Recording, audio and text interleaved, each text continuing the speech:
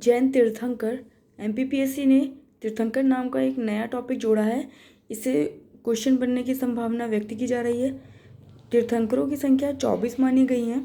आपको 24 के 24 तीर्थंकर याद करने होंगे, क्योंकि किस तरह के प्रश्न बनते हैं अभी कुछ नहीं कहा जा सकता, इसलिए इन 24 तीर्थंकर को आपको याद करना पड़ेगा। साथ ही इनके प्रतीक चिन्ह को भी आपको याद करना पड़ेगा।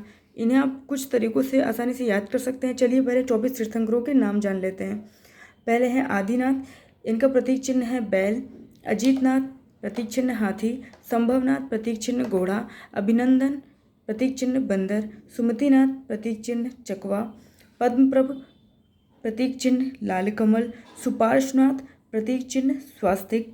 चंद्रप्रभ प्रतीक चिन्ह चंद्रमा। पुष्पदंत प्रतीक चिन्ह मगर।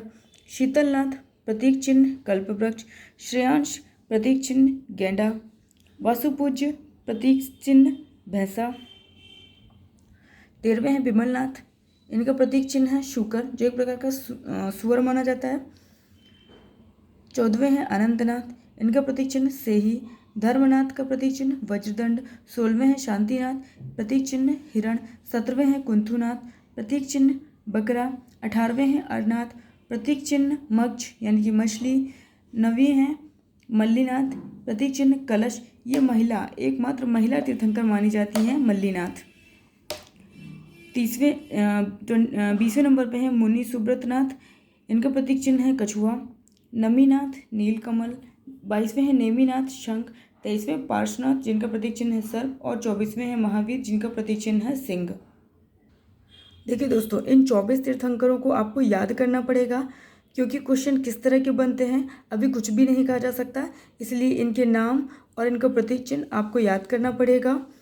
इन 24 तीर्थंकरों को याद करने के लिए आप अपने हिसाब से अपनी ट्रिक बना लीजिए, जिससे आपको आसानी से याद हो जाएंगे।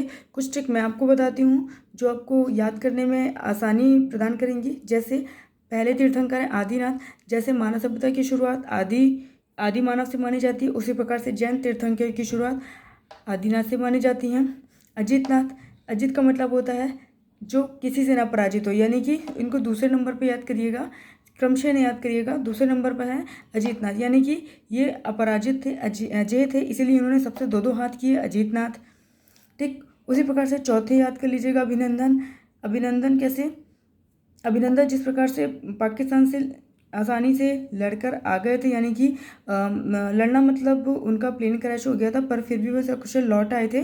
तो मतलब कि पाकिस्तान जाके भी लौट आए, उन्होंने आसानी से छलांग मार दी। तो अभिनंदन का प्रतीक चिन्ह याद रखिएगा बंदर। ठीक है, संभवनाथ को याद रखिएगा। प्राचीन समय में घोड़ा ही एकमात्र साधन हुआ करता था परिवहन का, जिसने बड़े बड़े युद्धों को संभव बनाया। संभवनाथ से याद कर लीजिएगा।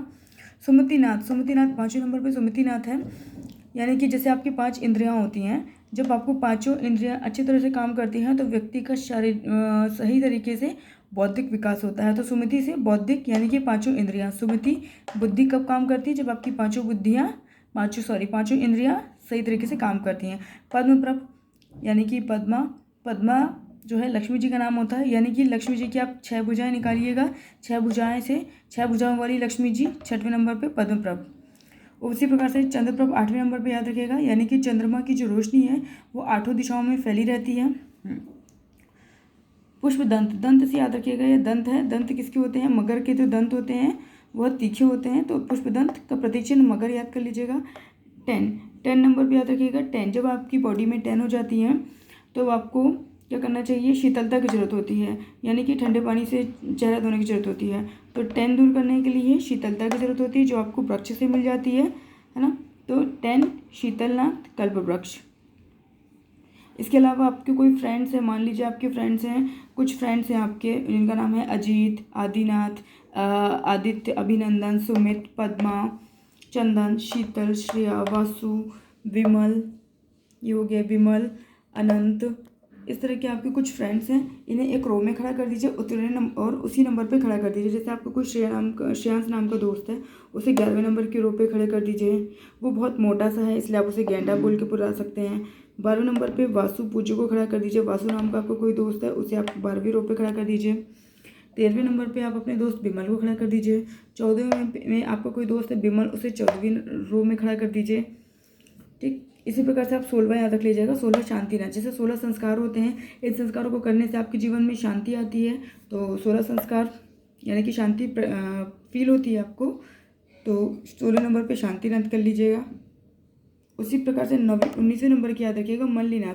ये एकमात्र महिला तीर्थंकर मानी जाती हैं, इनको तो जरूर याद रखिएगा। 19वें नंबर पे मल्लीनाथ महिला तीर्थंकर है। इनका प्रतीक चिन्ह क्या है? कलश है।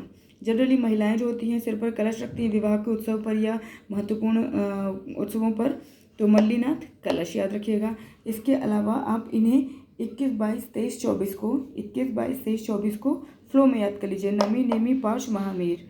नमी, नेमी, पाश, महावीर, इस तरह से याद करिए। ये आपको आसानी से याद हो जाएंगे। 4 से 5 बार आप इसी तरह से इन्हें पढ़िए कि आपके कुछ फ्रेंड्स हैं उन्हें आप उस नाम से उस रो पे खड़े कर दीजिए। आदिनाथ से स्टार्ट कर लीजिए। अजीत नाथ ने सबसे 2-2 हाथ किया था, इसलिए दूसरे नंबर पे। सुमिति, 5 इंद्रियां। पद्मप्रभ, लक्ष्मी जी के 6 भुजाएं होती हैं। 8 दिशाओं में चंद्रमा फैला हुआ है। शीतलता के लिए आपको 10 दूर करने के लिए शीतलता की जरूरत होती है। ठीक, शांति कब आती है? 16 संस्कारों के पालन से आपके जीवन में शांति फील होती है आपको। उसी प्रकार से आप 21, 22, 23, 24 को आसानी से स्पीड में इनको याद करिएगा। नमी, नमी, नेमी, पाश, महावीर। नमी, नेमी, पाश, महावीर। उम्मीद है आपको आसानी से ये याद हो जाएंगे। इन्हें आप ज़रूर याद करिएगा। इनके प्रतीक चिन्ह भी ज़रूर याद करिएगा, क्योंकि इनके आने की संभावना बहुत ज़्यादा है।